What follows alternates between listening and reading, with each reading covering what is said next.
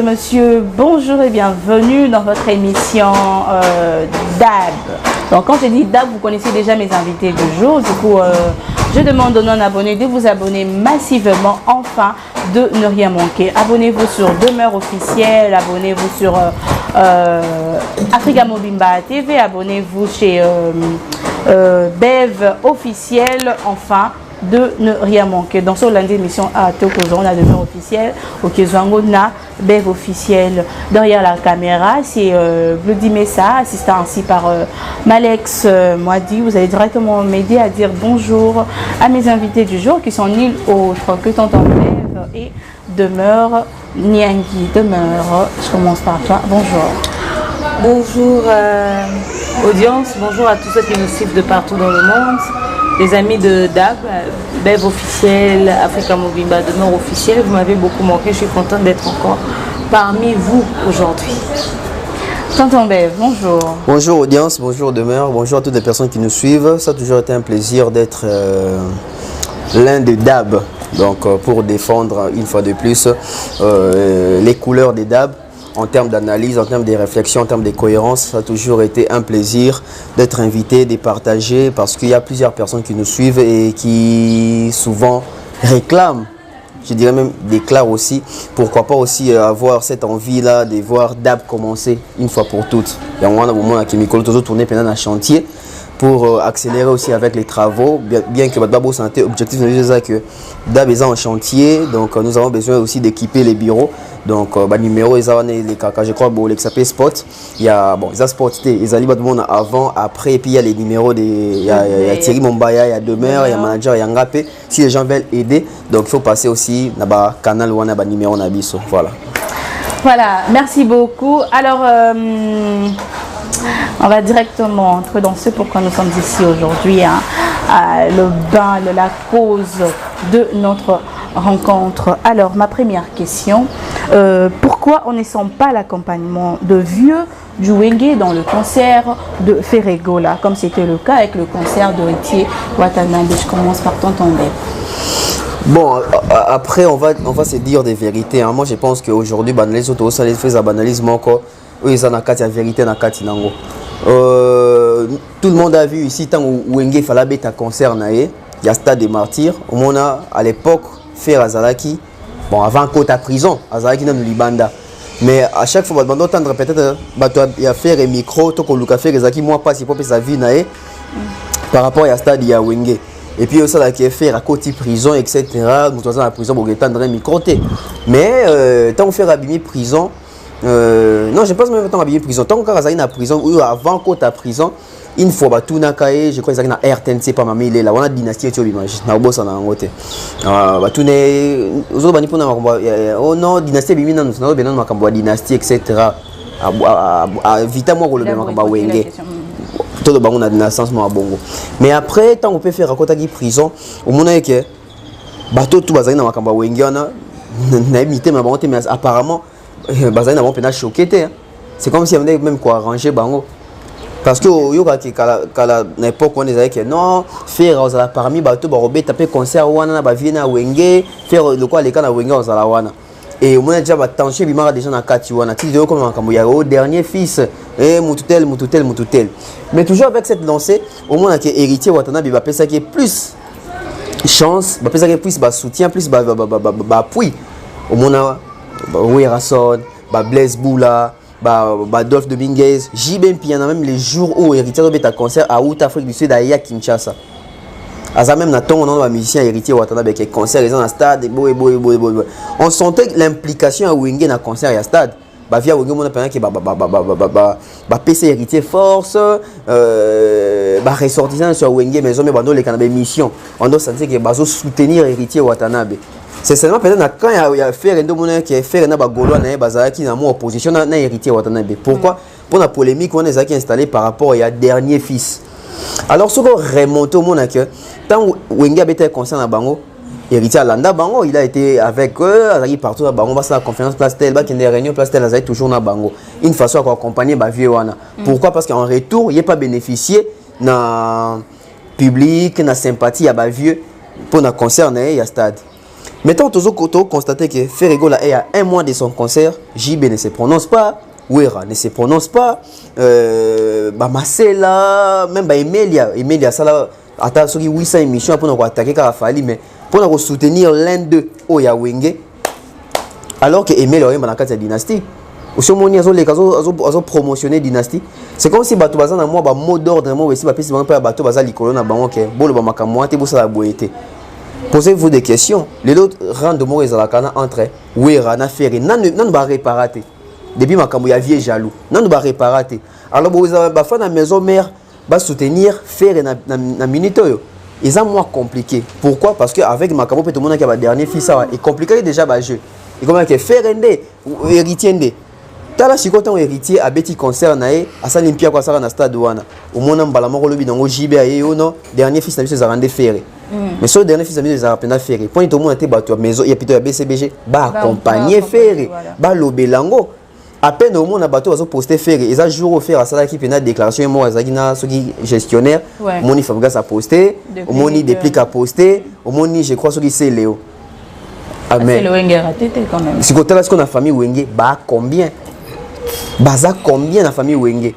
Mais pour nous besoin apporter soutien à banque, pour nous besoin d'accès implication à banque alors que banque va le bec.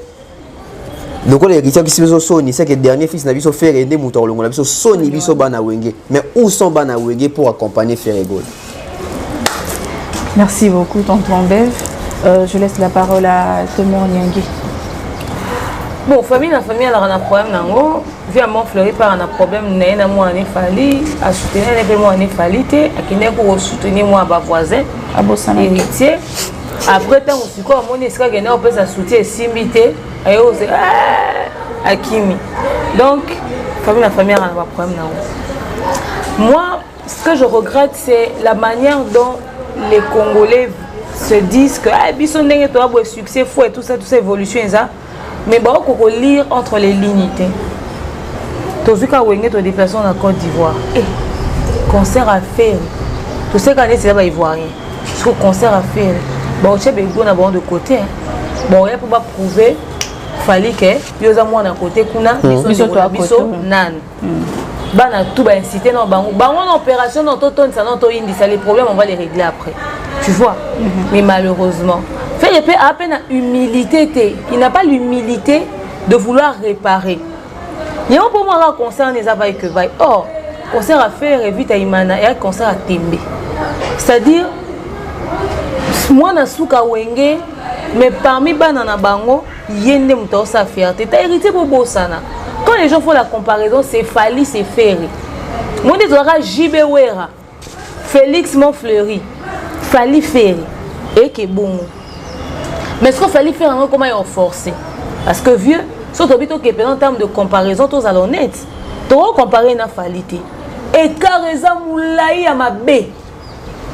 Et quand ça coûte tout est car moulaï à distance ça t'as un prince mais érosion ma boulou kita mata acrobatie belé et c'est un gym. On va zone sous ni avion ni poussou ni métro mutuka moto et là les cartes érosion ma baie c'est-à-dire quoi comme est-ce qu'il fallait quitter mati ma boulou aucun neni. Avant monter ligne que quoi terrain dans secteur distance ya musika ma baie. Et quand il y a bon mais na fair play na ndenge musique en kende par rapport à la génération babima ndila mon retour comparé qu'après ça va tout plaisir mais même quand on veut essayer de couvrir la chose faites bien c'est à lui de réparer avec ses aînés parce que tu as vu premier soin et bon ma carrière à vue premier soin que nani mabe à respecter ba kolota c'est-à-dire yo monanu obebani na ba partout ba ex patron tout obebani na ba bazalo kwa bayana opoza mwana suka na bango obebani na yangiama OK beba na suna tonton à Montfleury azoka à la dernière minute finalement zab ba bongisa ba vanda atana mutu moko ponde ezabwe concert wana ezaki ba sali lo yenge na concert à wenge ba na bon bae concert héritier tout le monde est présent concert à faire et tout le monde est présent. Moi, je pense qu'à un moment donné, il doit se dire que voilà, c'est bon, ça y est, les conflits de la vie. Parce que tout, il n'y a pas eu mort d'homme, alors bah, essayer d'arranger, bah, soutenir. Parce que, bah, ou pas, peu importe les conflits, bah, échec à faire, échec à wenge. Exactement. Oui. Baloba yango ou pas échec à faire eza échec ya wenge. So qui concert au flop wenge. So qui ni wenge kaka. Ende eza boye ba golo ba na bango ebele tene to imaginer. Ba ebele tene ndenge ba imaginer ka tote ndenge ba imaginer. Bon réaliser en stade. Ba golo mususu na loyenge ba kende ko soutenir héritier ba tondisi ba place vide. Wa sûr que ba to wata ba ya okota concert ya faire. Otawata ba combien? Ba combien? Bas belo baka ke fada mango ndepene ska faire obete. Pour ces ara stade ya yemo ko bo préférer mpia kana be héritier nde ba benga ka. En tout cas, vous préférez. Voyons voir ce que ça va donner. Mais l'absence, il y a clan où il y a un concert à faire et ça fait très mal. Et ça passe. On aurait voulu ensemble, atteindre ensemble.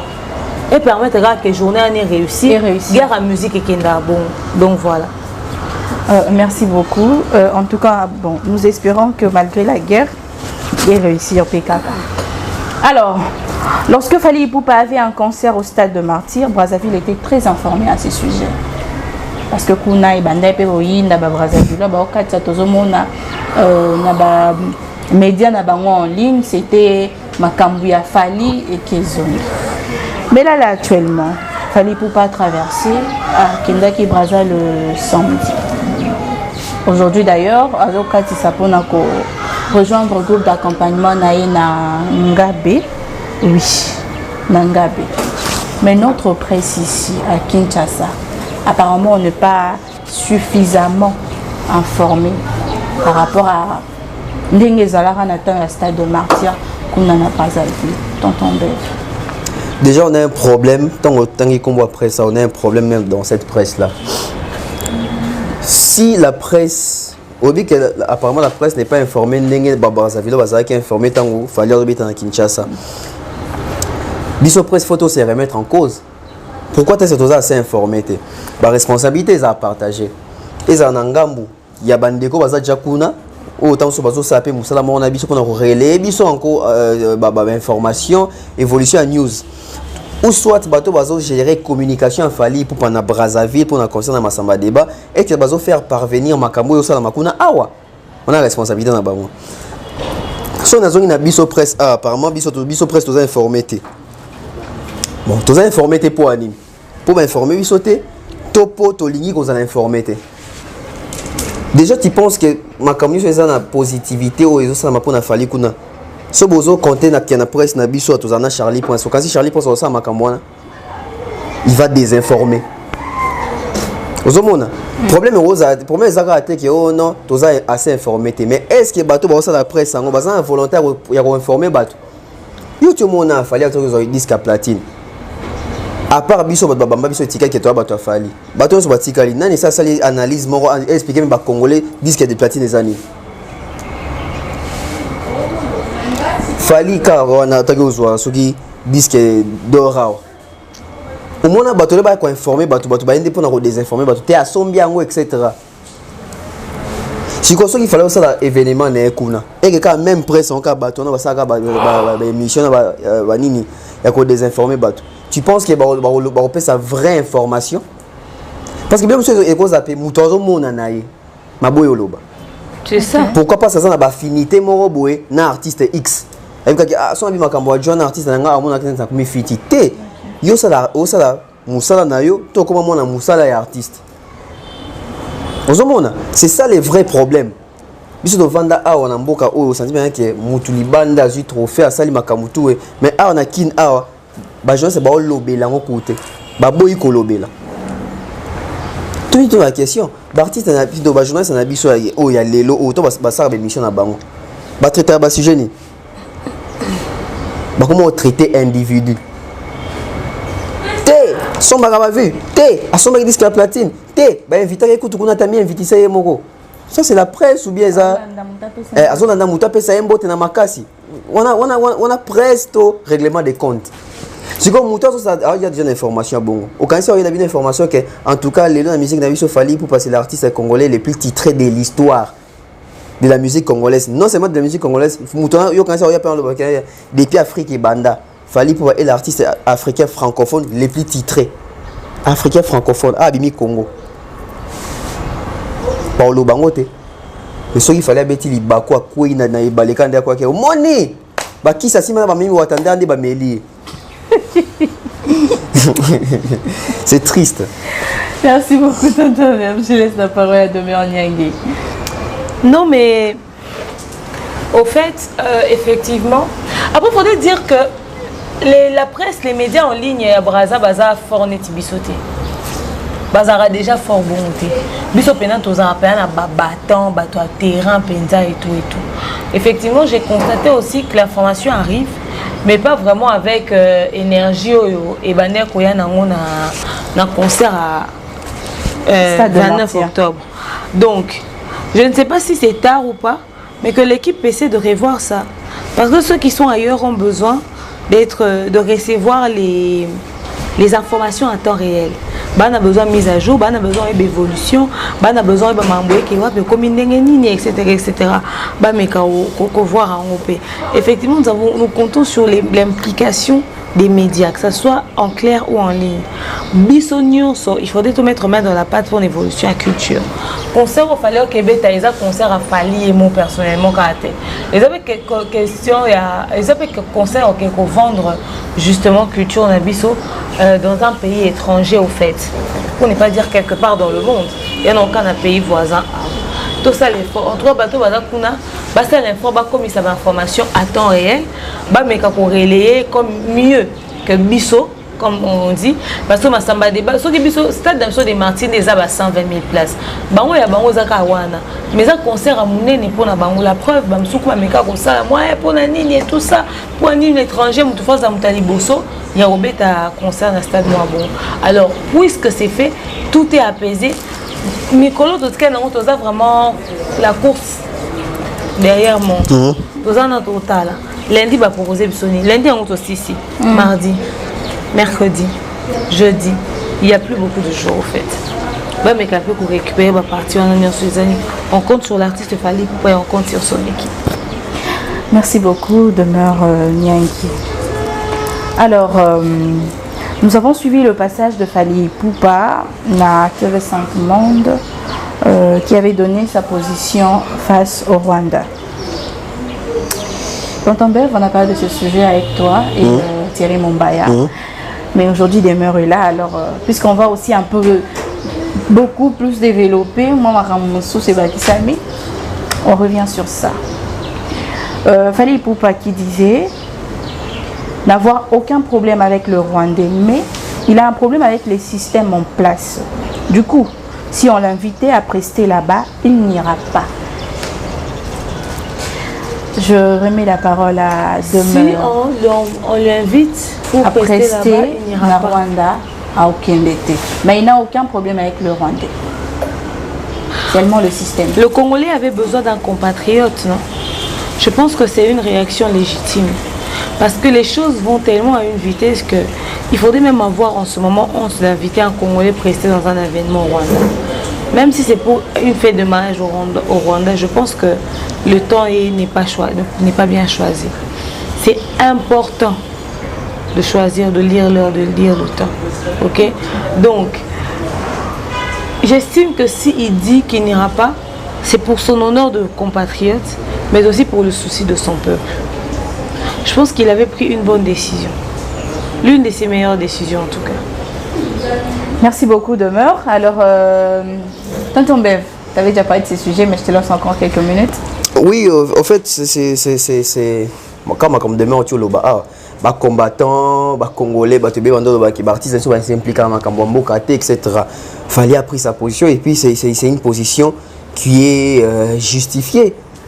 Moi, le fait de la vérité, parce que pour nous plaire, tout le monde la vérité. Il faut la vérité. Il fallait faire l'émission à TV5. Il n'y a même pas 7 jours. Après, cette proposition est clairement. Et puis, il faut dire que Fali a été contacté au moins 4 fois par les Rwandais pour avoir un concert. C'est pas possible. Moni, n'a pas eu au Moroa. Mais on peut ça monter. Moni caché au Kofi Abetela na Rwanda. Fali va penser ça et qu'on les caché en 2 fois ou 3 fois à Boya. aboya. Pourquoi? Sens patriotique. Pourquoi? Par humanisme. Pourquoi? Parce que c'est vrai Congolais. C'est ça. Aso compatir na bandeko. Moni fali. Fala za mutu ona mbongo ne ya musique wa gagner na musique. Mbongo au gouvernement pe ça été. Mbongo mboka pe ça été. Mbongo ya musique a mutoki na e. A Longola, je crois 30 000 ou 40 000 dollars à somba ambulance médicalisée à Tinda. L'hôpital ya Pandi. Ozomona. Donc on est muto a edaka bato na pasi. Ce qui passe sur bandeko na ki ba bengi muto na ki ça fait sika bandeko na baza o kendete parce que abi même pas ya kosunga wana. Na sunga ki binoti. Après bato bazo nyokola bino ba bengi singa na fête na kiko na ndiro bina. Bato na sunga ki ba mona ngandeni. OK. Na sunga ba mpona masquer ni. Et aussi faut rappeler une chose. Fallait aza quinoa. Fallait bota makuna te. Fallait vendre kuna te. Mais parce qu'il fallait dire qu'il y a des Congolais au ba souffrir kuna au ba kara musique na ba msu ba fan na. Ba msu ba fan était. Ne pensez pas bato fallait aider kuna ba za fan na fallait. Bamsu bana ba fan pe affaire. Bamsu ba fan na Kofi. Voilà, bamsu ba ilinga ba on peut fali ngote. Ozomona par humanisme, par honnêteté intellectuelle. Yamba ba moni mutu faut na vision pe liloba moko. Vision pe liloba moko. Alors ba ka obeta kunate. Obeta kunate. Obeta kunate pas parce que il déteste les Rwandais. Non, il n'a pas un problème avec le peuple rwandais, il n'a pas de problème avec les Rwandais, mais il a un problème avec les systèmes rwandais. C'est quoi les systèmes c'est quoi les systèmes rwandais? Les systèmes rwandais ça fait plus de 25 ans que guerre ils alaka kuna est na babuma bande kona biso. C'est ça les systèmes rwandais. Ce qui système rwandais changeait ça que guerre auto bana est sili. Fallait que beta na Rwanda. Mais aussi longtemps que Makila bande comme ça continue kotanga. Fallait il ne va pas aller là-bas faire des concerts tandis que système est akamabe. OK beta te. Et moi j'aurais souhaité na mona baboke tu ba ko beta maboko. Mais au moins que batoni soit en a profit moro boye babata ma sima combat. Bon ça la ngote. Alors, merci beaucoup tonton Bev.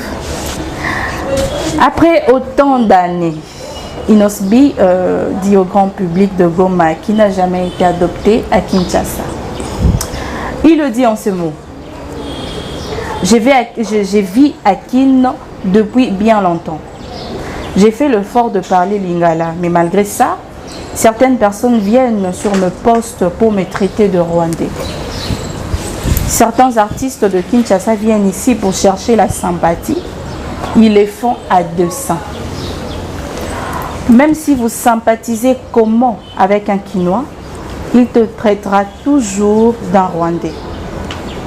Si un jour un de mes frères de Goma est sous la pluie, je m'arrêterai pour le prendre. Mais cet artiste de Kinshasa passera outre. Voilà. Je commence par demeure pour que tonton Bev puisse essouffler un peu. Demeure Nyangui. Au fait, moi j'aime pas les gens qui se victimisent. Inosbi avec Kinshasa, Vodacom superstar. Bakino va voter. Quand on go me voter, Bakino va voter. Parce que moi qui est madame Nicole. Inosbi succès à Zana, succès à Goma Tracien. Bah belé tenir imaginaire. Bah belé tenir imaginer. Mais Kinois a soutenu Inosbi. Kinois a accompagné Inosbi. Son succès, il le doit à tout le peuple congolais. Azala moano bakolo ba moni kokola biso moni kokola. Soki obi Kinois so alingi mutute. Yo kovi ba kinte. Ye Kinois so sepenete okokate. On belo ko na maîtrise na ngote. Inosbi ana succès au artiste ba kola ne grandi à Kinshasa ba na ngote. Azwara ba contrat ba proposition ba sollicitation mususu o ba ne grandi à Kinshasa ba na ngote. Donc j'estime que c'est quand même méchant et être rempli de mauvaise foi que cette communauté qui t'a accueilli au Lobana Bongo parce que 2-3 commentaires bazou. Moi qui vous parle ngai ba komelanga constamment na ba commentaire na burundaise tata mama congolais et à côté na uta soki wapi na yete na kola ana botama a so na voyage na kimukolo Tu vois un peu. Babenganga na burundaise. C'est pas pour autant que je vais clasher sur qui que ce soit. Inosbi doit se maîtriser. Il est personnalité publique, il doit savoir ce qu'il dit. Ah papa Mukolo. Inosbi n'est pas un enfant. Oh Yobiso faut Inosbi,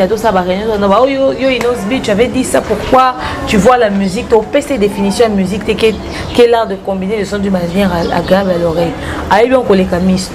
Il doit arrêter ce qu'il fait. Parce que Congolais, ceux qui nous ont zaïwa, ceux qui ont libanda, ceux qui ont acculé, acculé. Parce que ça, c'est genre ce qu'on appelle, on dit chier sur la main qui t'a nourri. Inosbi a été accueilli dans cette communauté. C'est très malhonnête.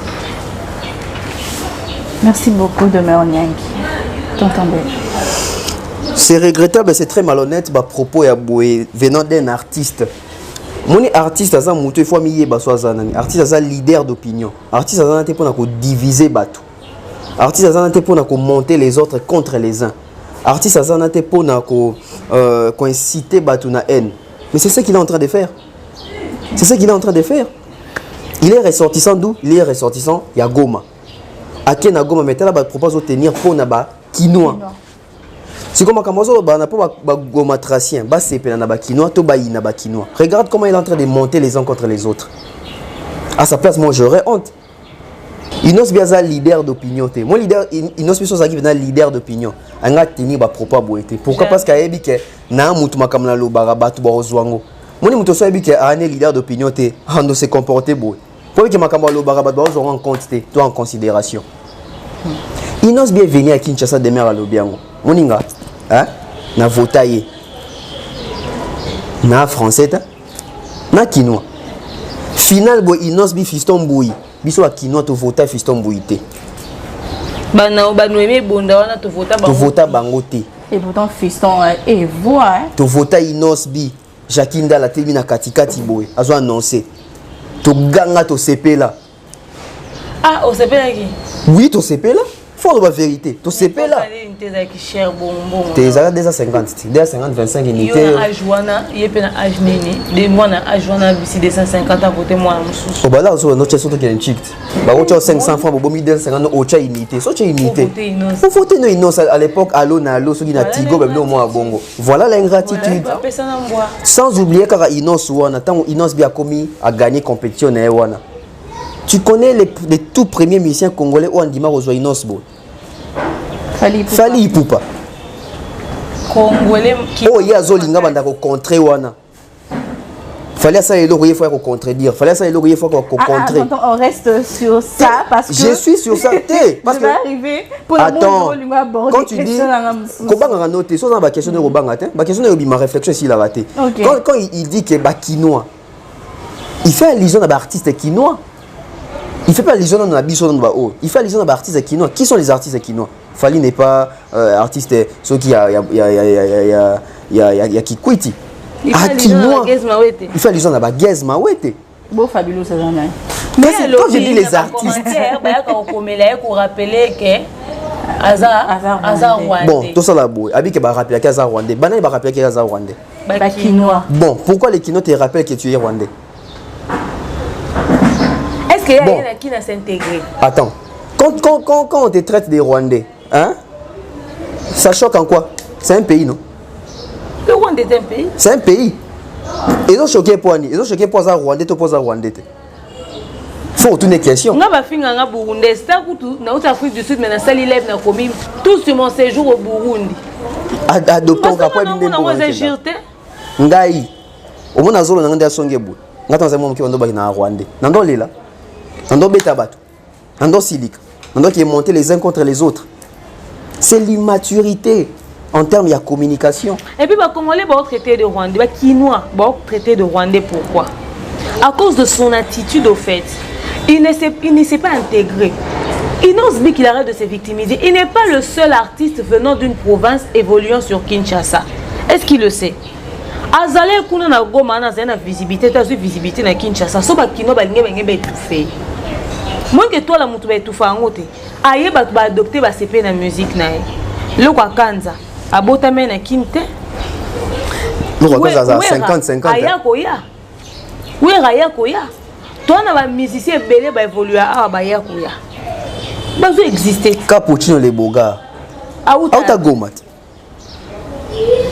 oui c'est ça azota mona Kinshasa azota goma te to baka wera kaka mundundu aye Kinshasa kikwiti mbala moko frère Patrice bauti ba province ino soto beta concert na monene na terrain GD na Lemba bana ne baki concert wana ezaba na goma ba futa billet ce sont les Kinois on peut des trois commentaires et rekomela au chez moi les commentaires ils ont vexé pour les commentaires inos bandi oyebise bongo les lotés banda za moi muketa ngasa concours wana tanga yeba oyebise ba mona za uti Rwanda te buka ngai kutu non ça émission na na le commentaire inos yo demande ko le bela Rwandais wana moi je fais partie des personnes qui disaient laissez-le tranquille c'est pas un Rwandais c'est un Congolais comme nous pour petit ka discrimination mususu pas netinga mo ba finga nga na burundaise et discrimination oui.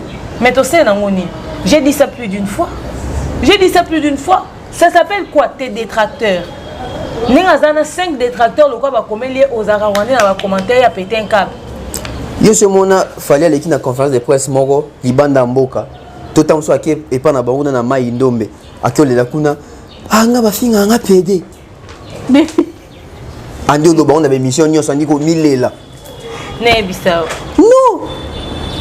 Ils ont un sens attends qu'il puisse arrêter ce qu'il est en train de faire là. C'est Kolinga ko se victimiser ba succès à compassion à mawana beaucoup et si mbarasu souté. Fais ta musique.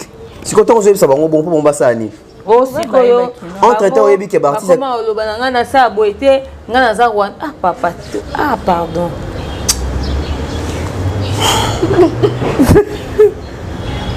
Ils ont une distraction. Ils ont maman la distraction. Bana bakena ba classe ba amike ba kutana na ba harcèlement scolaire ba kufate baza. OK? Oh, il est le conseil bandé ko soe makasi na zonga na egoma. Kinshasa ngo ba so pena na Kinshasa pena so pena ba balinga ba Rwandais te. Il ne s'engage pas succès social et puis avant ils sont pendant na Kinshasa ceux qui pendant 7 ans 8 ans dans Kinshasa avant dans Kinshasa.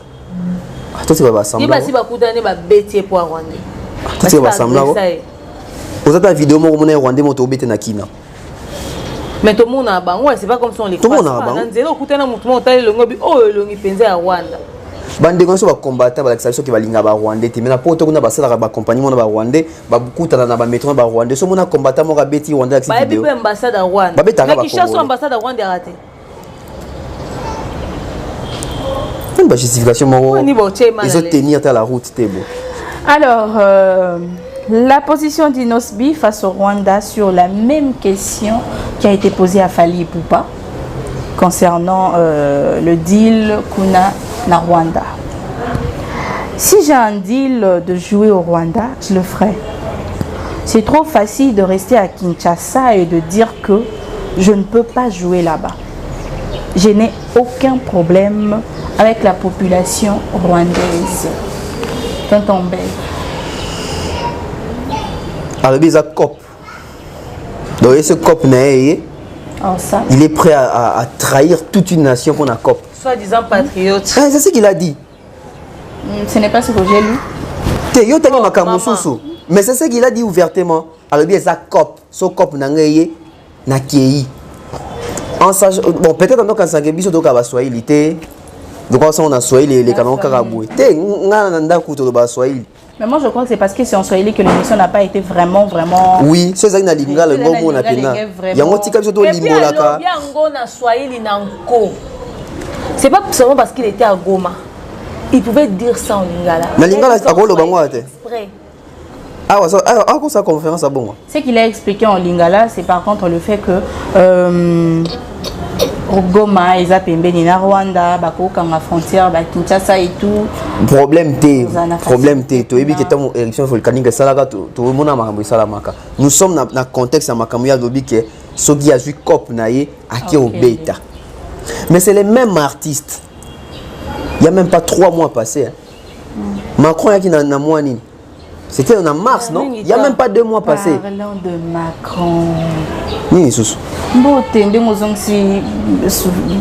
que les Congolais faut que ça boye. Macron a eu Macron a fallu. Congolais. En tout cas, ça a bien sûr Glody mais ça relayé image wana ya émission passage naie pas voilà. En tout cas, Nzamba Sungabiso. Qui ça Israël Mutombo. Alors que Biso Story que la France a ça de mèche avec Rwanda pour accompagner les M23. C'est à ce titre-là que Gims dit qu'il a refusé de prendre part la Katia demande voilà pour accompagner Macron. Alors qu'un autre artiste a accepté quand même il y a quoi accompagner Yango. Et là, on va sur le banabino de place Yangwana, c'est-à-dire mais si vous avez une opportunité, il y a qu'à décider. Par exemple, ce que Gims a fait, il a décidé pour l'avenir de son pays. Gims s'est dit, au-delà de tout ce qu'on peut me donner, mais je n'accepte pas de devenir l'ami de celui qui a tué mes frères. Mais l'autre dit, au-delà de tout, nous sommes des amis, malgré si tu as tué ou tu es parrain de ceux qui ont tué mes frères, nous pouvons prendre la bière, nous pouvons rester ensemble. C'est de là que nous avons reproché Bino artiste. En tout cas, notre dossier, on a déjà pour commencer, c'est parce que en tout cas, ça va faire presque un an que nous avons évité le plateau à chaque jour, et la musique, parce que le débat, les gens sont toujours prêts à transformer et sortir les propos de leur contexte. Mais Makambouana, pour ceux qui se rappellent bien, quand on a eu Bukavu, c'était un dimanche. Moi aussi, j'étais invité par l'ambassadeur français ici à sa résidence pour parler de l'arrivée du président français. Ah, tu as été invité? J'étais invité et on a parlé de beaucoup de choses par rapport à cette arrivée. C'était même prévu que concert Yamounene Betama, Nandenga ko vendre culture na biso. Macron a fallu batutua ou bakinois, bakongolais, ba musicien mususu ba l'expérience qui fallait à ça très. Il est pas beau ya qui. Il n'ose aller pas Israël Mutombo. On a ce que comme ce que guerre ya Gims na fallu na l'indé patriote.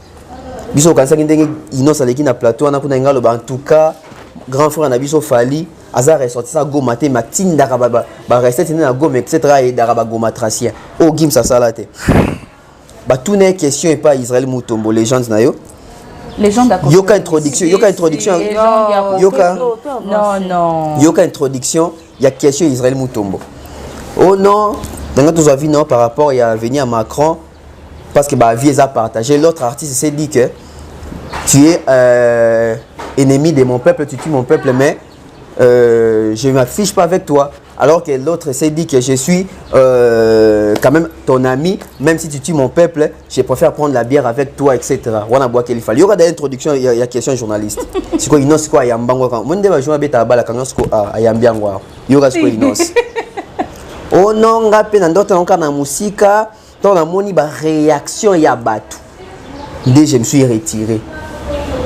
La réaction battu ça qui ni. La réaction battu ça qui que au moins de toza boye. Fallait pour passer traître etc. Macron a un Macron tina bandal. Ba Congolais ba ini fallait qu'il y a traître. Donc Inos ni tété clameur public wana yepé bongo mona nga s'afficher na Macron. Lokola la naki loyenge ya batu. A s'afficher qui sous-souté pour y pas à la net Gims, y pas à la net ba Congolais ou ba ngonsi balinga ba misa falinde mutumabe. Les mêmes Inos a dit non, a préféré qu'il y ait une bande qui met la bière. Il faut voir comment est-ce qu'ils vendaient ça à la télé. Hein? Comme un vrai patriote. Comme un vrai patriote. Comment moi, je suis réfléchir, il fallait tata 45 ans, à réfléchir le coup là, un état foufou, alors que moi, je suis la réflexion des cohérente. Inos Abima, saint des saints. Il y a quoi qui s'affiche dans Macron, tandis que Mboka, ils ont bien été. Tandis que Macron, ça a permis de financer guerre. Na Rwanda, na Est wana. Na Est. Maman, même pas 2 mois. Fallait aller qui na TV5. Il garde toujours les mêmes discours que Robeta na Rwanda té. Oui, il fallait commencer à tourner à 2018 sur la bonne sanité. Date na sou que fallait ko ya Robeta na Rwanda. Na bona linga pour le lokate. Fallait causer na maladie. Bon na photo mon fallait bima qui bâtir na mbeta hôpital, fallait sali moi réussir ta santé tout ça. Juste pour éviter d'aller jouer là-bas. Fallait que tu comment que tu zonga, tu as la date ultérieure. Depuis 2018 2023 date ultérieure à terre. On comprend que la personne a beau il s'afficher dans Makambouana. Mais il n'ose qui vient. Yoka il n'ose très bien. Oh non, il y a internet ba mission bazar na kino ba na roya jamais ko beta concert na Rwanda.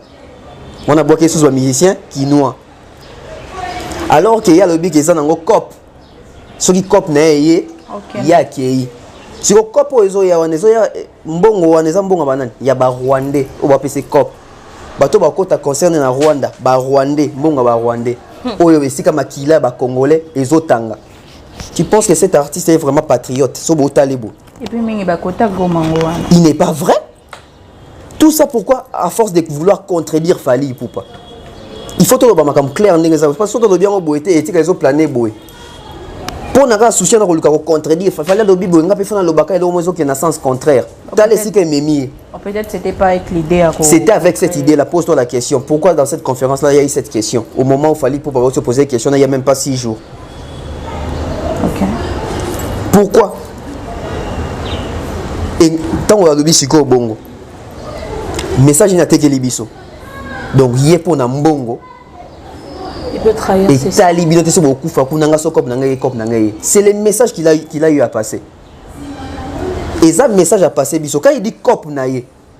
Nga sokop nanga ye. Cop mbongo. Siko ba Fally ba Youssoufa ba Dadju ba boya okebeta concert kunesa ki cop. Poni ba boya okebeta. Hypothèse musu pour le baki artiste soutien ba les kagala ba ça ba na mbongo ba na rien. So cop ne ya préfère qu'ils soient mbongo wana. Ba ba so décliner quand si ba bazangi mbongo. Quand si ba na posa mbongo te. Mais pour nini pour na intérêt na décliner yango pour mboka na ya respecter au moins bato bazo kufa pendant 25 ans ba mémoire na nyos. Mais yo pour so di ba peso so di $80,000 ou $50,000 tu es prêt de robosa na ba makila na nyos. Te na estimé. Tu es prêt robosa na ba amana nyos pour que satisfaire ba Rwanda. Tu obite ba Rwanda ba batu mabe. Mais au moment où il que mboka na ona Rwanda makambo elekala. Na moi au même makambo to lo ba uzaka biso te. Kota na publication na moko na Instagram na c'est fan na lui ba déçu. Parce que c'est makambo lobby entre guerre entre Ukraine et Russie et go sala maté makambo lobby.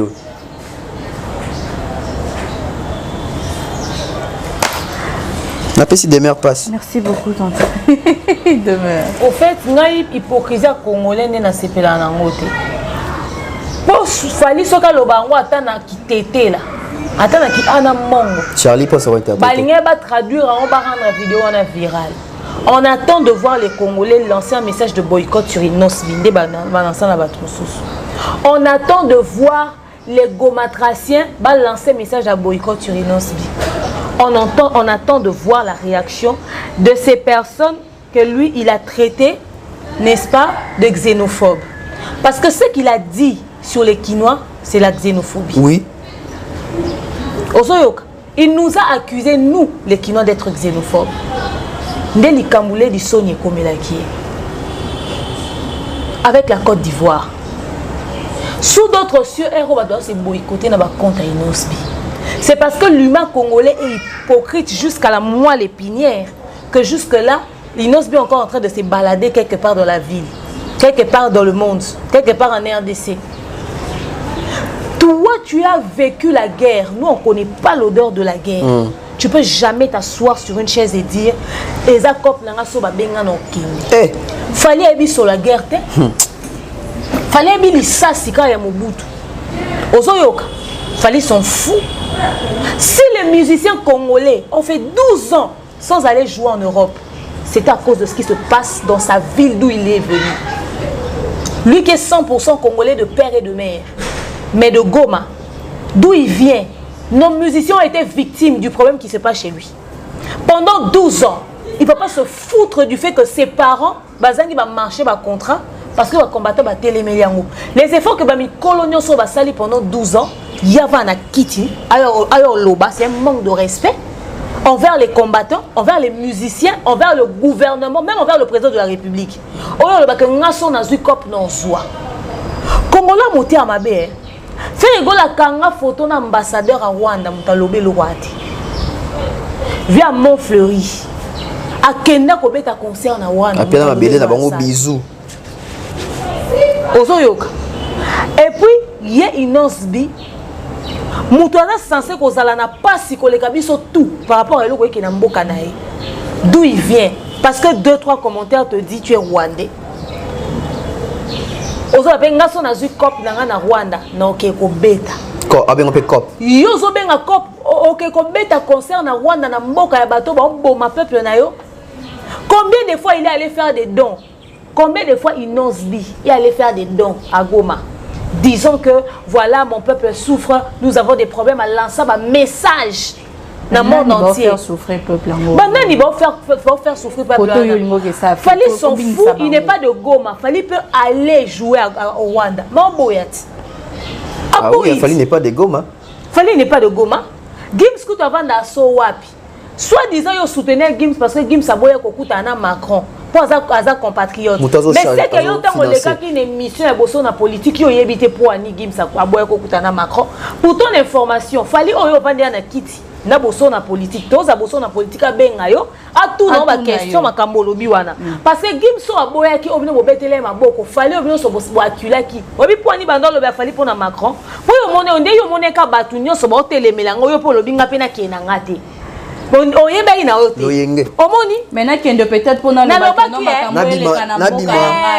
monnaie pour na compatriote mais nzoka ozano compatriote to ozano ta sentiment. Doyo kokano sentiment te donc yo ozano mo mema mina mu pepe. Doyo kanisa ki so sali discours wana na pas boso na politique au diminuer fallait au Kenago mo lobi nyo sona politique pas qu'est-ce bopeta na goma c'est-à-dire oza na contradiction totale na za so na za équipe no ba ngaba sali so vidéo ba excuse oui parce que ça mutuna même goma faut sanza yo modèle goma ba vota yo il faut pas boycotter au moins un mois au sentir gravité de la situation ce qui ba telemela fali et ça parce que les gens n'ont pas su dissocier ce pourquoi fallait aller voir Macron.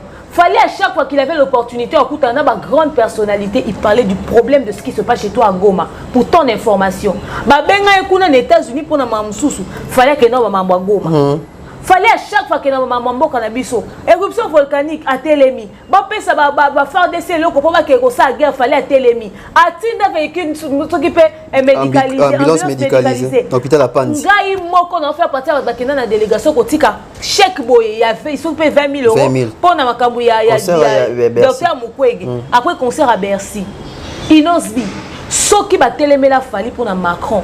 Et ça parce que fallait que ndama ni mambo culture. Congolais lobby na fali yo koko la na Macron te. Yo beta li soit bière. Et ça ka bière te. Macron a coopéré na viana o bomba ndeko na Goma. Vie Kagame. A coopéré kana ye. Bazolo bana fali. Mbongo oyo ye Macron pesa yo eza mbongo apesa ka kuna na Rwanda. Ye mutu bango ne ba financer ka so pe ba port d'armes so ba biloko nyo bazo ko utiliser pour na ko bomba ndeko na biso. C'est ce que les Congolais ont accusé. Exact. Ba vidéo les en internet. Moki mo metele mena petelema pour yango ezo dirait ngai camarade na nga Thierry Mombaya. Ngai camarade na nga Thierry Mombaya abeta moi na bev.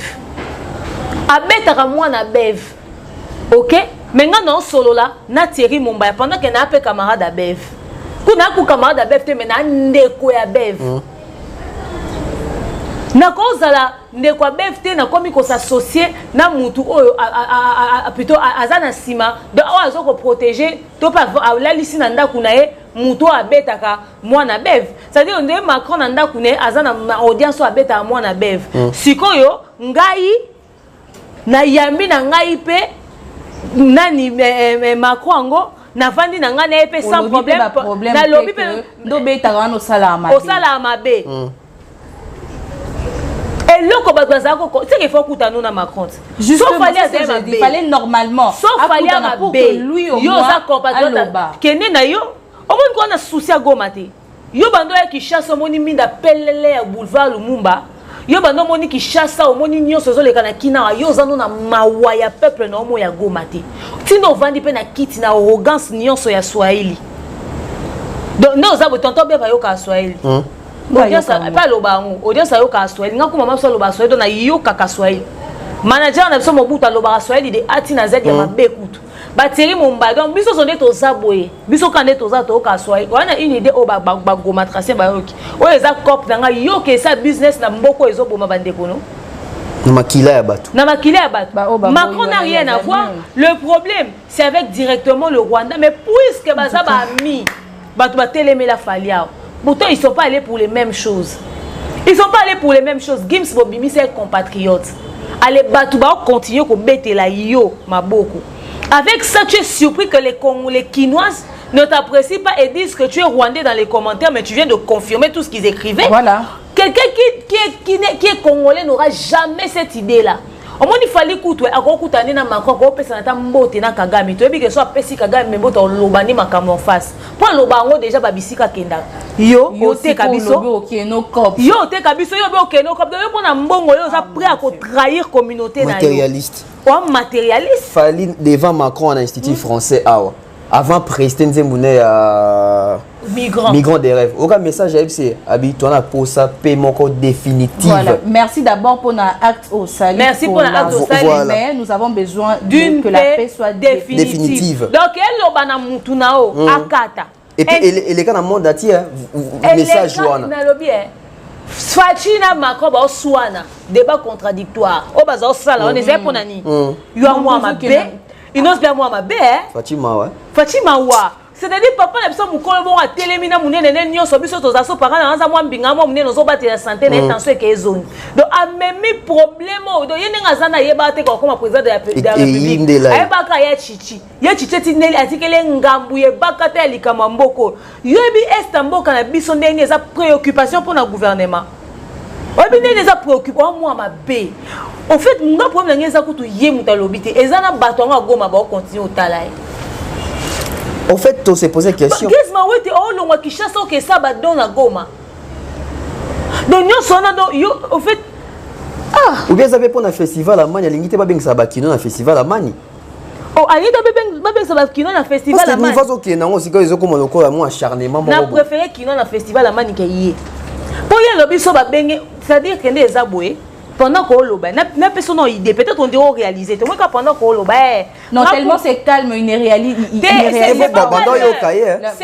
c'est pas calme ma chérie ouais pendant qu'on loba nga kunde ezaboye so ba benga na wana na kebeta po eza ko kuna pe na kuchuru tout mutakufi bon mamwe le katamu yo loba ya ngwana et puis jour kebeta concert ba doba kufa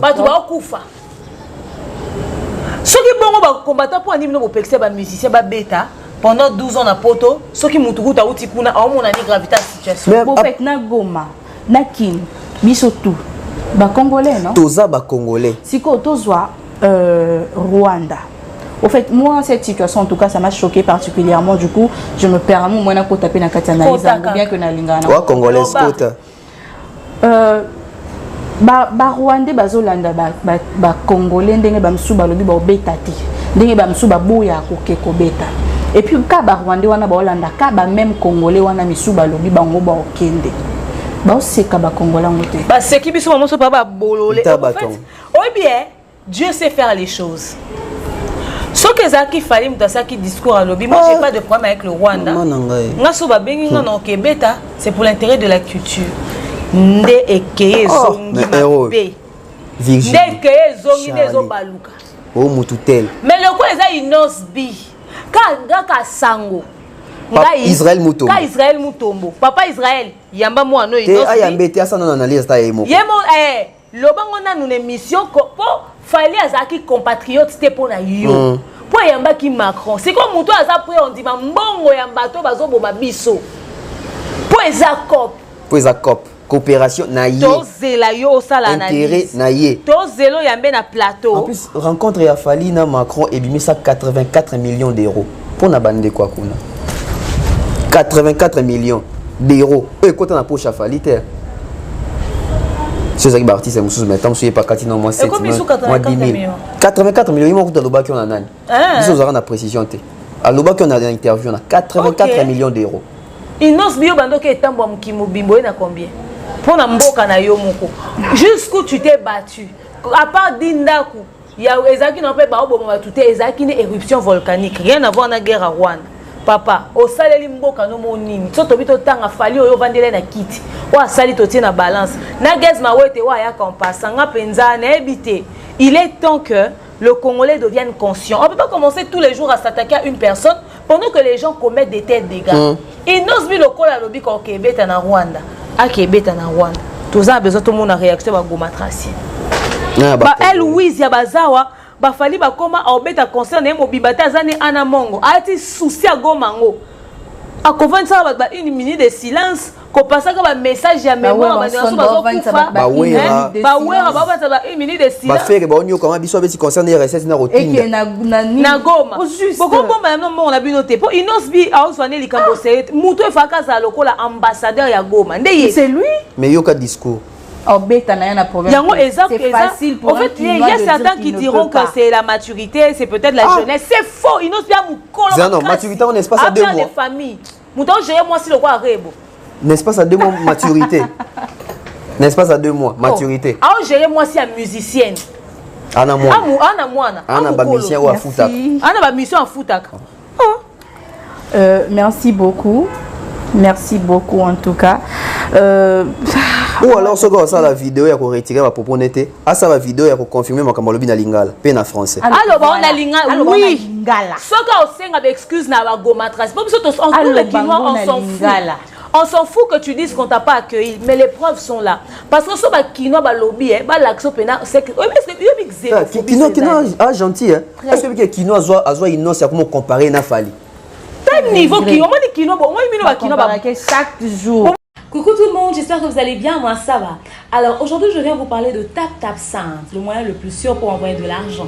Vous êtes en Europe, au Canada, aux États-Unis et vous souhaitez envoyer de l'argent vers la RDC ou encore le Congo-Brazzaville, c'est simple. Téléchargez l'application TapTapSend sur votre iPhone ou encore votre Android. Allez dans transfert et sachez que peu importe le montant que vous transférez, le frais de transfert c'est de seulement 2,5 € ou encore 2,5 $. Ok? Et une fois que vous allez mettre le montant que vous voulez envoyer, rassurez-vous que la personne à qui vous transférez de l'argent puisse avoir un mobile money, c'est-à-dire M-Pesa, Airtel Money, Orange Money.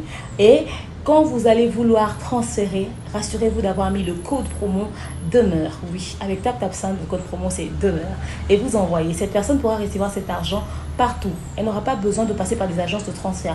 Il suffit de sortir au coin de son avenue, chez les cambistes, chez ceux qui vendent des crédits. On pourra l'aider à avoir cet argent. Ok? TapTapSend, le moyen le plus sûr et fiable à n'importe quelle heure, à n'importe quel moment. Et vous êtes servi. Toutes les femmes rêvent d'avoir un yoni clean, propre, mais surtout qui ressemble à celui d'un bébé. Voilà pourquoi Maliane vous propose les yoni perles. À usage externe, ça vous aide à régler les problèmes d'infection à levure, vaginose bactérienne, décharge vaginale odorante et de couleur anormale, règles douloureuses, endométriose, syndrome ovarien, polykystique, myome, resserrement du muscle du vagin, trompe bouchée et j'en passe. À seulement 35 $, mais vous allez rajeunir votre banlieue de femme. Vous allez l'aimer plus que jamais. N'hésitez surtout pas de faire un tour sur le www.maliane.com. Maliane pour une hygiène intime parfaite. Tous les jours, une belle demoiselle doit utiliser le Yoni Wash de Maliane. À usage externe, ça vous aide à combattre les mauvaises odeurs, les démangeaisons, les irritations, prévention des infections, sensation de propreté et de fraîcheur après l'utilisation. Je vous laisse consommer et savourer sans modération ces gels intimes de Maliane. C'est sur le site le www.maliane.com à seulement 10 $ et vous avez une journée embellie. Maliane pour une hygiène intime parfaite. Pour votre intimité et autres, évitez d'appliquer n'importe quoi. Voilà pourquoi Maliane a prévu pour vous l'huile de yoni. À usage externe, comme lubrifiant sexuel après rasage ou après douche ou toilette, cette huile vous aide à combattre les odeurs, les infections, la sécheresse vaginale, les démangeaisons et les boutons après rasage. Utilisez cette huile et vous me direz merci. À seulement 20 $, je vous conseille vivement l'utilisation de cette huile parce que ça adoucit, ça glisse et c'est agréable. Rendez-vous sur notre site le www.maliane.com. Maliane pour une hygiène intime parfaite. Quinoa comparé à Falina Inos, quel bolingo. Chaque jour. On niveau quinoa. Parce que nous babandi de zéro du néant. Inos bi musicien concours. Aïe, Azui a réussi à gagner concours. Allez, vos PC visibilité, vos comités à niveau à copier ça espace. Inos bi a toki na Kinshasa te. Yebi pas sur Lucas succès le quoi ba ouais raté. Yo en Kinshasa qui nous est adopté, yo traité biso de xénophobe que biso to lingue. C'est pas parce que tu n'as pas dit le mot que c'est pas ça. C'est que tu as dit ça. C'est bizarre. Que biso toza bizarre ba kino ba c'est la kado kuna na kini ezaka ko nini ba ko adopter yo te ba ko yo kaka. Loko kanza na benga ke Rwanda. Na sa loko kanza na nani kuta yebi. Na yebi no nini. Eric Touti na yebi. Na yebi. baza ba artiste mboka na biso ba et puis le Kwakanza fait la fierté de la République démocratique du Congo et aussi même de l'Afrique et de l'Afrique. Et c'est un artiste congolais le Kwakanza, pas demander à n'importe qui. Et pose-toi la question. Tant que tous les Kinois, pas dans généraliser que Kinois va docteur ba tout et même chose salinine. Oui bien artiste nia auta qui na qui s'imposer dans la province ça lui succès va adopter. Azate. Vice versa za la ratin. Vice versa za la ratin. Quand parce que exemple bien ba cappuccino ba ya. Cappuccino les bogara ya awa. Ayo le comme ça dans la maison mère ici ka ba héritier ba to ba esprit. Ba ça la discrimination te. Par ici ka héritier azali yo cappuccino za na cappuccino za na succès. Ba kakol. Le bogar. Ah. Ici ka papi kakol bazali ba Olivier ba tout temps ça mitou. Ato ça ndeni na Kinshasa ba ko adopter ote so za orgueilleux autant. Oza respect na batute. O la sabatke yo za yo kino ko alinga bongo te. Ba otia na place na ozo ko mériter. Ozo monde. Wera ya s'imposer ko leka ba artiste mususu ko ba évoluer na bakina. Mama tia la mwana chiluba makasi azana kwa za kinoise. Bon. Chiluba makasi ya mama tia la mwana bota mina ngwa. Ayena chiluba na na kata kifunda na koli ayena ngwa. Il faut la sabatke ba kino ba do. Webi webi artiste moko. Monanga Merlin Bouton. Bah docteur Gaëta, ah ça a succès té. Ah ça à Brazzaville. Merlin Bouton, mon adolizi. C'est triste. Toko bandotanga, toko bandotanga. Toko bandotanga baza ebele obaya awa. Auta Goma kita Kinshasa, ya clashé Eloise Kobaka. Eza ba musicien mususu, ba uti Goma ba ke Kinshasa ba cause na ba label et tout fait ba succès na bango. Ando bois qu'il a Eloise soit lobby. Parce que ba tali conférence na Mobimba, te ba tali conférence na Mobimba. Parce que ba doit mon ara parti. Eloise aye Kinshasa a posé Eloise la question. Tant que Kinshasa ba nani ba yambi Eloise ba kinwa. Eloise a commis na est victime. Biso ngai na manager na biso Mobutu. To bimisa Eloise ya, to vanda na quelque part, to partager un verre, to accueillir na sala na ba live. Ba kinwa te. Hier moko innocent on fallait se présenter partout. Hier moko innocent on fallait se présenter partout. Au futur, il fallait azaki nani. Oh, fallait lobby au relève na biso. Fallait za kinote. Ba oh nyoso basaki na voda comme superstar wana bazeba kinote. Yalinga ba adopter comme mwana nani ngafana na. Ba adopter mutundeni. To bomea kufa ba comme ça ko abota masiko a on a kin. Non. Ya adopter quoi adopter nyato linge ndenge nini? Poto linga guest ndenge nini? To linga ka fali yango ndenge to linga ba faire ndenge nini? To linga ba héritier ndenge to sala na baoni. To sala na bangwa wa. So likamba osala l'émission to sala lango émission. So ki likamba osala analyse to sala lango analyse non. Ye lobi ba benge ka Rwanda OK. Ba finga ba musicien msute. Makasi faire. Faire autre chose bakuta auto bomale kinao. Faire ba lobi ne ka. Omoni faire ki olile la. Faire tant le cas na Côte d'Ivoire. Actuellement, tant on voulait qu'il a Koufi. Actuellement, bête en Côte d'Ivoire. Moi, qui n'a plateau, ça qui n'a lèche, moi, on dit. En tout cas, moi, on m'aime pas là-bas. On a dit que j'ai bouffé mon frère. Ah, fallait pas finir que awa Congolais qui n'ont ma casse, moi, na bandal ma baie. C'est pour autant qu'à lobby, les Kinois, ils adoptent pas les gens. Ils vont traiter, ils vont traiter à Fali. Joseph Kabila. Oh, il libre mon local, quoi, président honoraire. Président honoraire Joseph Kabila. Bafinga nini te. Aussi au monde qui a l'équipe na place Moroboé. Et là, on dit ba mimisa surité, na ba identité, na ba boy, na ba histoire. Oh, tête, papa na été, famille na été. Aussi au monde qui a place Moroboé. En tout cas, Ndio Milil. N'habite soit quand ça gagne pas qu'à remplacer des bébés Chanda, ba lingé des balélé bébé Chanda, mais bébé Chanda c'est moi na. Yo yeno orgueil na ya kigoma tracien oyena minene na so bandeni bato bamoni okani obi ayaka na orgueil ayaka bien entourage il s'est fait entourer des personnes ba tche bilo na moto regarde les résultats ça biso pete bato nyoso batikali bazala pe na orgueil na bon bazala pe na ba caprice na bon to accepter bango bongo oh yaya ko lia na ndako na ba pimelie bilo oh faki to bando tika ya konde déjeuner bo so ba émission bo il faut to ça la émission bo pour na interpeller ba artiste bazana ba propose séparer bato. Cette conférence de presse, oh ça la moi peine chilou ba mo lo ba ma be ya patu Swahili aux accuser communauté adopter et ça atal lo bien on a Swahili to ko traduire yango congolais fa yo kama mwinos bien lo ba après ton baba bino on a bien dans commentaire et demain peno la sakolinga inos bito zo lo ba on a mutia ma be moi j'aime pas le bien la kinois est-ce que moi j'aime pas les ingrats avec vous quand il dit que les congolais les quinois ba ma be ba adopter ba tout il nous a tous mêlés dans ça. Mais c'est moi, en tout cas, depuis que j'ai commencé à présenter, je ne sais pas s'il y a un jour Tobanda Boé, Bolobinga Penalukina, mais seulement je suis choquée de voir combien en fait Aloki a discriminé. Le chef de l'État mais le tribalisme, mais Babylone quoi, mais racisme, mais xénophobie, il va en émission. Et puis à quoi inciter à la haine. Et bazo bengue leader d'opinion. C'est triste. En tout cas, c'est triste. Mesdames et messieurs, vous voyez. Et puis, on a cité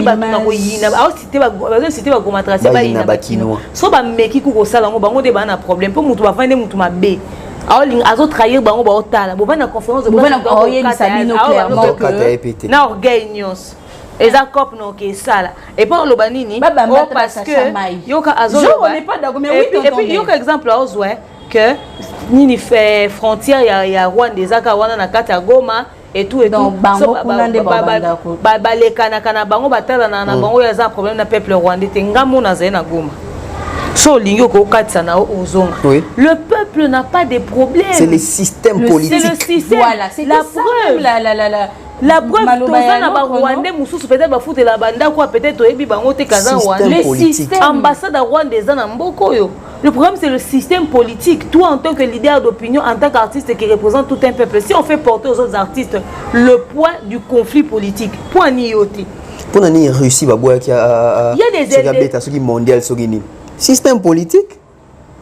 Il y a bana o balongwa Goma ba oketanga na Rwanda, bana balongwa Rwanda ba otanga na Goma. Frontière en ezaka boye, okati kaka okotia. Tant où éruption volcanique salama ki ba fongo les frontières. Oui. Bande ko so côté. Sans visa ou là ça passe pas beteloté. C'est le peuple parce que tous os cohabitent ensemble. Pour pas fongo la bonne frontière, fait pas autorisation.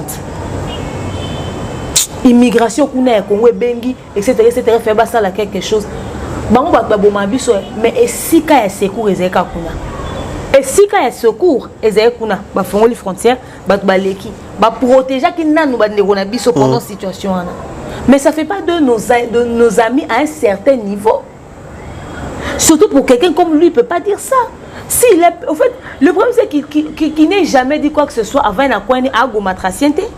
Azan est un artiste bon simple qui parlait ma politique, t'avais na qui lobby, on aurait compris. Mais pour quelqu'un qui est de Goma. Bon, bien, et qui a déjà condamné les autres. Fallait jamais bêta na Rwanda. Aloba on répéter, il assume ses propos. Respect à Fali Poupa. Respect à Fali Poupa. Merci beaucoup. Alors, mesdames, Inosbi, ozoba live. Il faut ozoba émission. Pour comprendre que makambo ça. Pour comprendre que biso ba kinois, toi ra gouvernement mal à l'aise. Au monika moi 3 commentaires ezangso kimia wana. Lipwa. Ok.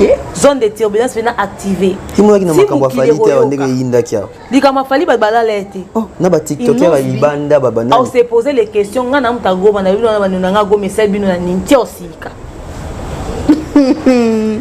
Alors, mesdames et messieurs, nous sommes au chantier de Dab. Hein? Alors, Bomoni, image de Jean Dengeza au commis soir, surtout Ngamoutamouina Miswe, ouais, Olikalate. Donc, voilà, comme on vous avait annoncé, comme on vous annonce toujours, Dab est en construction. Donc là, il faut le retouer, bon sama, son et lumière. Voilà, il fait ça carré quoi. Du coup, pour la son et tout, bien la lumière, hein? Tout ça dans chantier quoi. Ça me pousse donc à dire, nous sommes à la fin de cette émission, bien que normalement il ne fallait pas tous aller à la fin. Alors, moi Nilo Basuka et pas Tonton Bev, moi Bambote et plutôt Kabana parce que toi nous on a construction donc lumière sans bon en fait sujet peut être aussi si il fallait tout mélanger mais en tout cas au lobby c'est déjà important et on va continuer ainsi. Pour interpeller même les jeunes artistes au bazoya bazan un message bazan na mission bakoki ko conduire bato en erreur boité parce que liloba ya muto babengi artiste to leader d'opinion et koki ko zoa génération mobimba alors ce sont boni que besoin artiste moi azo désorienté bato faut besoin que ces artistes nanzela les recadrer sérieusement accompagner makambo sali eza na nanzela te tout ça on va dire que juste à répondre au contre Fali parce qu'il est bien en train de comprendre que à la perte à vitesse à succès. Avant la perte, il y a vitesse, il y a succès. Et moi, j'aimerais que les Congolais soient battus, mais là, qu'il fallait, attends, ils ont dit comme Macron, bah, ça a position dans Bango face à Makamou. Ils n'ont pas sur le bas. Entre autres, les Bokecho, les Sceaux, Nani Soussou, j'avais vu même ton frère, Nani Era Ramsès n'a pas si mot, mais n'a pas matagi pour créneau donc le papier non ça lobby boy, tous les appels sont comme sa version définie. Alors bah soit. Non, tu des liens à comprendre à la émission Mobimba. À la émission Mobimba. Bah ça la décortiquer Israël Mutombo même si on y a pas su innosbité mais il y a décortiquer dans comme artiste à lobby na conférence de presse wana c'est grave toujours le bango bon ngate so bolobe lote to lande abino concert masamba debe distraire binoté fallait obeta concert biso sujet so bosele ngo émission te tokozonga bah tu faut appeler ça ba vie na bango to kasiko ba vie à bato bon voilà demeure. Merci Nabato Bolinga Biso Mingo Bolanda Biso soutenir Biso. Comprenez notre rage et notre ras-le-bol, c'est de savoir que on ne s'acharne que sur certaines personnes quand c'est d'autres personnes. On dit tout ça ensemble. Pour excuser Biso Pena Bomo Biso BNT, mais pour utiliser car logique comme nous Bokenda non, le quoi Bomo na Kayango des Arabiens Bobengango ko dénoncer. Biso peut utiliser quand même mode opératoire. Il y a au dénoncer. Si vous avez un acharnement, vous avez le droit d'appeler ça n'importe quel vocabulaire. Accuser Biso Bakino et Ozaba xénophobe parce que Biso doit adopter à Moututa to Salinenini. Alors, en dehors à Wana, pour ça, au point où on peut faire le pacte avec le diable et on le dit clairement. Fallait avoir un qui s'est lobby, malgré que Macron, un camarade à Wanda, on s'associe à Macron. Fallait à Kenya représenter culture Nabiso. Et ça qui mal perçu. Mais Moutabi, je suis prêt à faire le pacte avec les diables. Silence radio. Je suis prêt à trahir mon peuple du moment que c'est pour mes intérêts personnels. Pour la COP, personne n'a problème peuple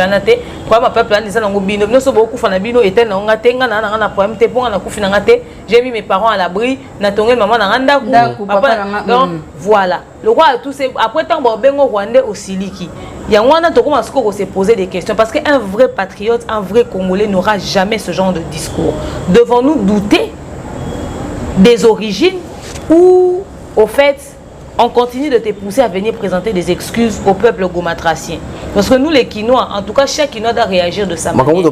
Donc gomatracien était au peuple congolais. Au peuple congolais, au peuple congolais. Et pour vexer pour manquer du respect dans bateau nyonso ba congolais. Bon ba o nyonso ba boycotter ba concert. C'est ça bateau soit na contribution na Goma. Justement. Azana mutu ya mais toi tu es de là. Ce qui a retiré était à lo ba on a lingala lo ba on a français. A reconfirmer makambo lo ba ki na swahili. Bato ba yo kango bien. Donc voilà, merci maintenant sur vos soutiens de près ou de loin.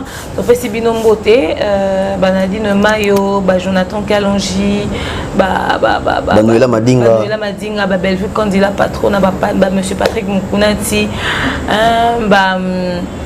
le King a quand même Mobutu, le pasteur Michael Kalamba, il vous a belé, Bolinga Biso Mingi, Bobo Sanate que Majab International Tour à Paris ce 9 juillet 2023 à 16h. Casino de Paris, les billets sont déjà disponibles et Mike Kalamba et International Tour, c'est déjà pour très bientôt. Ne quitte pas ton pays, pasteur Mike vient vers toi et c'est pour très bientôt.